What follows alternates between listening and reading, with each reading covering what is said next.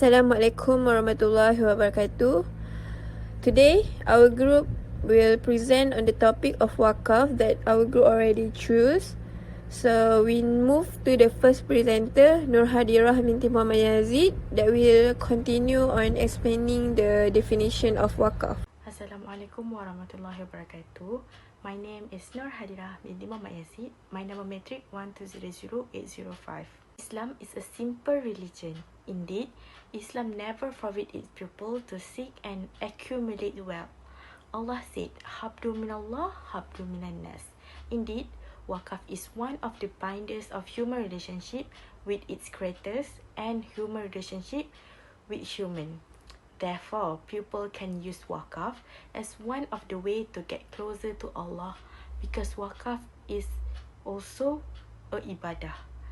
Waqf also has a very close relationship with the well-being and economic progress. Because Waqf property itself can be a pillar that can help to empower the economy and only be used for good purpose project only. But before that, what is Waqf? We can see that Waqf is a voluntary giving or an endowment made by a Muslim to religion, educational, or charitable cause. The word Waqf is derived from Arabic root word waqafa, which means hold, confinement, and prohibition. In a particular meaning, Waqf means freezing of the ownership for certain benefits when associated with property such as land or building. However, the freezing meaning to hand over the entire property to the original owner, which is Allah Subhanahu Wa Taala. It means that Waqf is an act of restraining from the use and surrender of asset where someone can utilize or use the proceed for charitable purpose as long as the goods are still there. In the context of Malaysia, based on the Yayasan Waqf Malaysia website, Waqf is divided into two parts, which is Waqf Ahli and Waqf Khairi. Waqf Khairi includes public Waqf and private Waqf. Public Waqf, whereby the income of Waqf arm goes to the Baitul Mal. The Waqif endows property for Islamic welfare purpose only without specifying the specific purpose. Private Waqf, whereby Waqf has is applied to object specified by the dedicated and proceeds are distributed according to the Waqf Act. The Waqif endows his property for specific purpose such as building, mosques, religious schools, and others. Okay, so how Waqf actually works? If you wonder, let's see in the poster that we have made.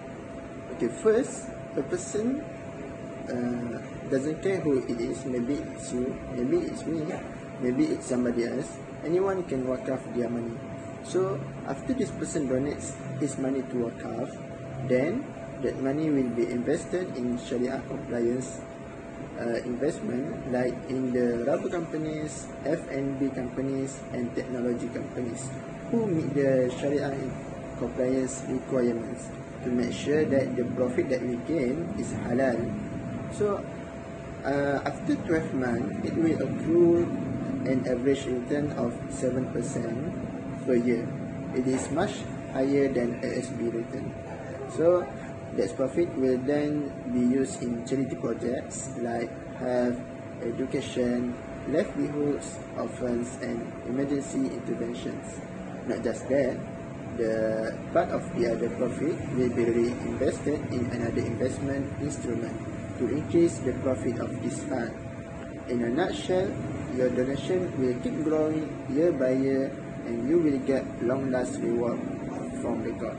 That's how beautiful it is, the Waqf.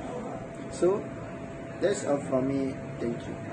Assalamualaikum warahmatullahi wabarakatuh. My name is NURFARHANAH UMAIRAH binti AMIRRULHISAM. My matric number is 1200826. For condition of Waqf property, there have several conditions that we need to follow.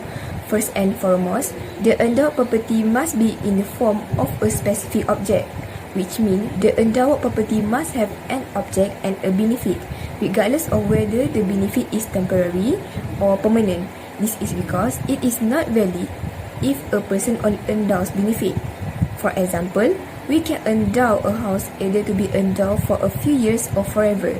Second, the Waqf property must belong to the Waqif and is transferable. This means endowing property that does not belong to the endowment is illegal.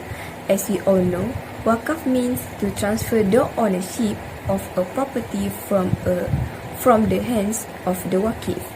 Therefore, endowing property that does not belong to the Waqif is an act that does not bring any benefit. Endowing oneself is also invalid because the property of Waqf is belong to Allah Subhanahu Wa Taala. Lastly, the endowed property can be used forever. The meaning of forever is a relative and does not mean that the property has to be last forever. This property can remain for a certain period of time where it can bring the result as if equal to the wages. For example, endowing a car is valid even if we know that the car will be damaged at certain time. Assalamualaikum warahmatullahi wabarakatuh. My name is Safia binti AZAHARI. My matrix number is 1200813. So next, I will continue on the legal condition of Waqf. So as you can see here, there are 3 legal conditions of Waqf. Among the legal condition in Waqf is the first one, Waqf must not be limited to a certain period. Muslims are given the opportunity to Waqf whenever they want, regardless of time and days. The second legal condition is that the purpose and meaning of Waqf must be clear, and the intention to Waqf must be intentional to Allah Subhanahu Wa Taala, and intend to help and provide facilities to the public. The third legal condition is that Waqf is not implemented in cash without condition, where Waqf in cash must meet the condition in Islam. That's all from me. Okay, now we move to pillars of Waqf. There are 4 pillars of Waqf. The first one is Waqif, peoples who give the Waqf. He must be independent, sane, matured, and not a slave. The second one is endowed property. The property must meet the condition and outline set in Islam. The third one is Mawquf alai, endowment recipient. The recipient can be a member of the public or the local community, such as religious school students or any Muslim, and he or she must be independent. The last one is Sirah, oral Waqf. Waqif gives his statement to endow his property either with lafaz soreh or lafaz kinayah. Lafaz soreh is the lafaz that carries only one specific meaning, while Waqf kinayah, the phrase that carries many meaning.